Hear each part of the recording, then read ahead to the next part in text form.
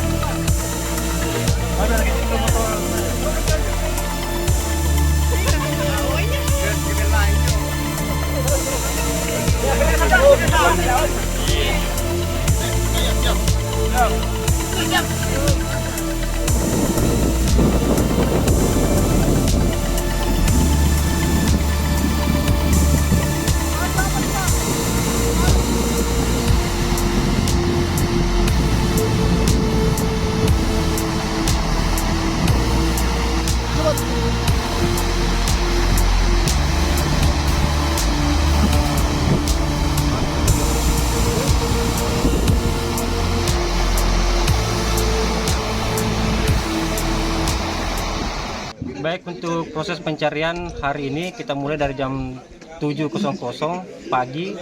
Untuk korban pertama alhamdulillah kita temukan pada pukul 11.45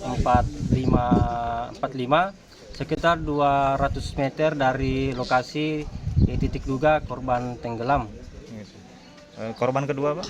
Untuk korban kedua ditemukan pada pukul 13.05, jaraknya kurang lebih 10 meter dari ditemukan korban pertama. Pak, posisi korban saat ditemukan, Pak, apakah dia berada di dasar sungai atau gimana? Oke, baik. Untuk korban pertama ditemukan oleh tim penyelam, tim SAR gabungan. Posisinya dia terjepit batu.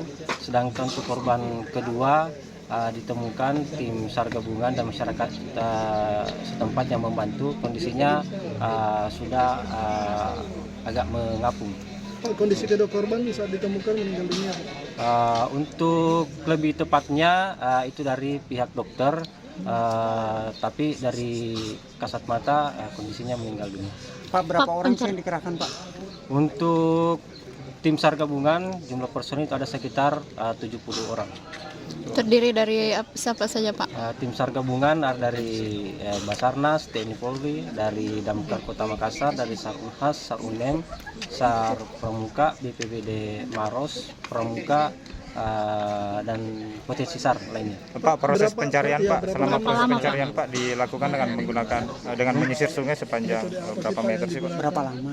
Oke, untuk proses pencariannya sejak korban dilaporkan ataupun diketahui hilang, itu tim SAR gabungan sudah melakukan sejak kemarin. Tim SAR gabungan yang ada di lokasi sudah melakukan sampai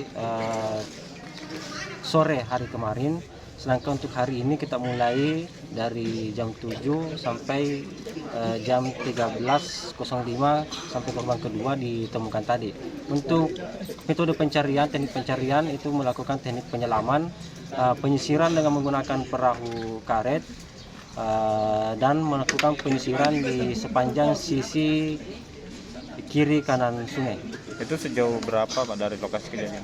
Sekitar 5 kilo. 5 kilo, Pak. Proses pencarian apa, Pak? Baik, untuk kendala arus sungai yang cukup deras. Yang kedua, air yang keruh ditambah dengan bebatuan sungai yang cukup besar dan licin.